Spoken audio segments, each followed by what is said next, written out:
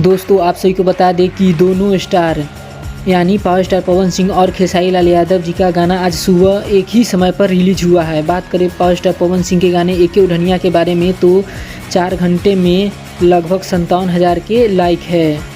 और वहीं पर बात करें दूसरी तरफ ट्रेंडिंग स्टार कहे जाने वाले खेसारी लाल यादव जी के गाने सजनमा के बारे में तो इसका लाइक 67,000 है।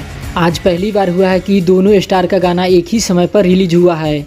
हालांकि दोनों ही गाना अच्छे हैं, लेकिन लाइक में खेसारी लाल यादव जी आगे हैं। व्यूज में भली बराबरी या आगे पीछे हो सकता है, लेकिन लाइक में खेसारी लाल यादव जी आगे हैं। वहीं पर बात करें पवन सिंह के गाने का व्यूज 2,96,000 के करीब में है, तो खेसारी लाल यादव जी के गाने सजनमा का व्यूज 2,13,000 के नेरे देरे है करीब में है।